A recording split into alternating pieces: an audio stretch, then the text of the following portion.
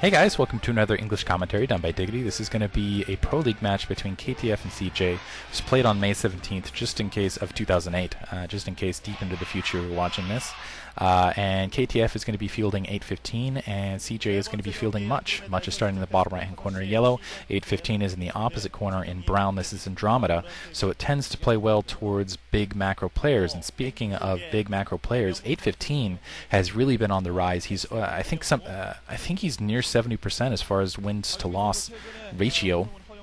His win-to-loss ratio. And so a lot of people have been talking about him. The buzz around kind of the talk in SC2GG chat, as well as other places that I talk about StarCraft, is that he really is an up-and-coming zerg. Everyone's excited to see him go into the OSL as well as the MSL, and I think he will be a pretty strong force once he gets there. I haven't seen a really big macro zerg around the league, and I think that's, not to say that it's unpredictable, it's just been rare. I mean, July is the last guy I can remember that really won a large number of games just through pure macro. Him obviously with the Sauron Zerg style, but then he kind of shifted to more of a small Zerg style, and I think just the way these maps are built, it's going to be more in favor of an 815 kind of big macro Zerg sort of style. Of course, this is all secondhand information. I haven't seen 815 play all that often. I've kind of caught like half paid attention to some games he's been in, but not full attention, so I really wanted to highlight him. Also, a lot of people have been saying, oh, you haven't been posting any videos, or you haven't uploaded in like 3 weeks. I have, just not on this account. If you go check out Vilatak, there's a lot of dual and triple commentaries that I do with Moltrap and Klazart, and those, basically if I do a triple or a duel or anything like that, it just ends up going up on Vilatak. And so a lot of people, and when I was basically setting up to do a solo commentary, they've been like, hey, let's do a double, and wow, Much sending out double scouts. And I think this is kind of a testament to Much being prepared. I think he knows that 815 is a really strong Zerg player. And yeah, look at that. See, 815 taking his mineral-only expansion, so definitely setting up for a 3-hatchery build. Looks like he was almost hoping to go 3 hatcheries without getting scouted.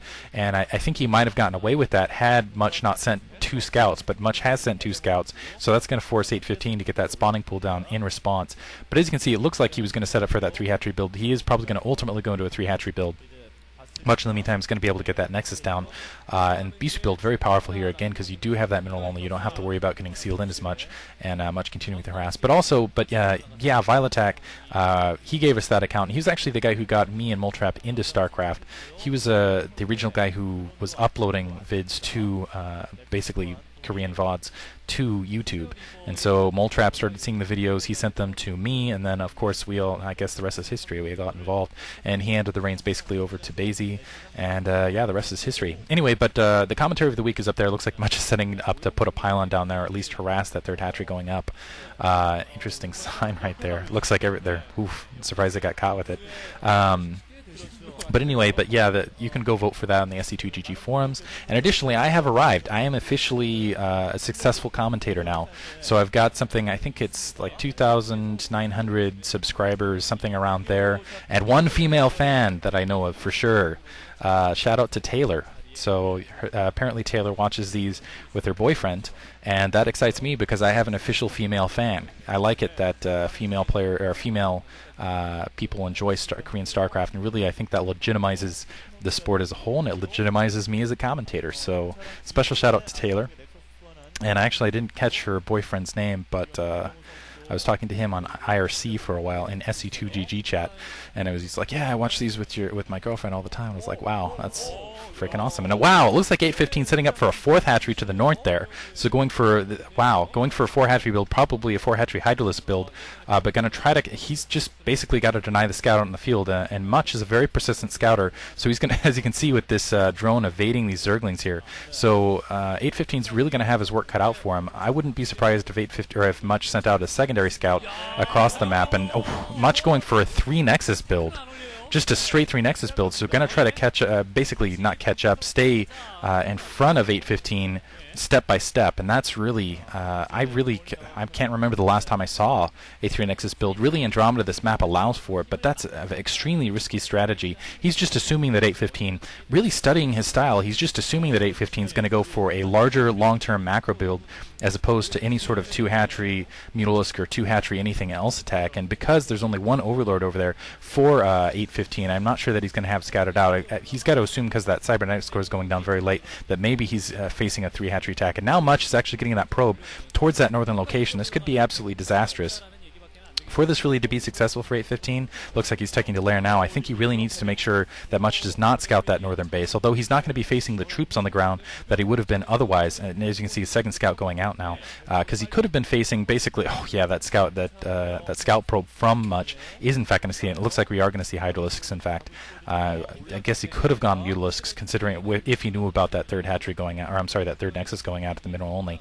But basically Much, even though he's scouting this, he's not going to have the troops really to push out that he would have otherwise had he not put that Nexus down. He's still pumping out of a single gateway. He basically invested, as you can see, in that Nexus instead of additional gateways. But as a result, he's going to be in a really good position to push back against this Hydralisk attack. And it'll be curious to see what 815 does as a result. Maybe he'll try to seal in play. It's going to be interesting because if he does try to go for a seal in, now he's starting to go out of that second gas. Wow, I didn't actually pay attention to see if Much actually did scout that upper left-hand base. I don't think he did. Looks like a Stargate's going up, so 815 starting to back that Overlord out. But Much has a lot of options now. He does have a lot of minerals. He needs to just plop down a bunch of gateways now and just start pumping units. 815 still hasn't produced Hydralisks, which surprises me. Really doesn't need to at this point, but as you can see, it really is a testament to his standard macro style and actually excellent timing. And a robotics facility going down, so it looks like what we're going to see is something that was kind of pioneered by Bisu. At least I saw Bisu do it first, which was the Corsair Reaver attack, which has been more popular and more popular, especially on this map set. I think because there's 3 bases inside, it really does lean toward this. And now, as you can see, an Evolution Chamber and a Spire going down, and Much once again getting the scout off.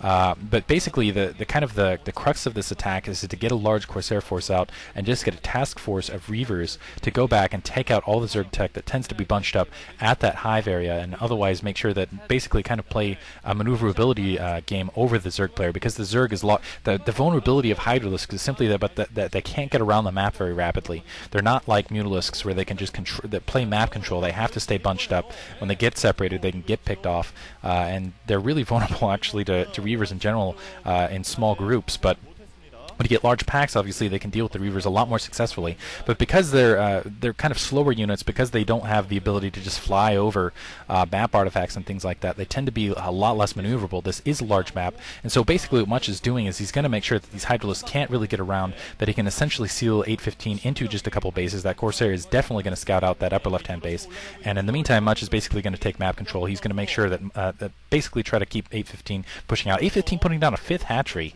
That's insane. So basically 5 hatcheries. So he might actually be taking to lair here and try to push out of it that direction. But really, I'm not sure if that will really play against Much's. Basically, I guess he's just going to try to build mass to deal with this. And now another drone being sent up. That's going to be scouted out by Much as well. So he's already actually expanded to that upper left-hand corner. Looks like he's going to expand again. So as you can see, A15 just playing a really aggressive macro style. Now he has some burrowed Zerglings. He still does not have a lot of attack units out in the field. So he's going to play, kind of a macro-contained game. He's got a couple Scourge out in the field already to try to chase off that Corsair. Maybe, he is going to catch that Corsair out in the field. So less scouting for Much. Much does have that Reaver on that front door. As you can see, he's also upgrading Weapons 1. And now here come the gateways. That is, a lot of gateways all at once. So he's going to have 7 gateways up, and I'm surprised those gateways actually came down so late comparatively for Much. And now Much, I think he's in a bit of trouble because 815 basically has had comfortable map control this entire time. He hasn't got a shuttle out. He doesn't have the Reavers out. He really needed to start pushing and harassing 815 a lot earlier than this. And now 815 is just taking control of everything and playing his big macro style. He's got 6-7 hatcheries already, and it looks like that second Corsair is going to be taken out. He is going to be able to see those 3 hatcheries being built at that location, but you do not want to be in this position where Zerg basically has what is that, 2 bases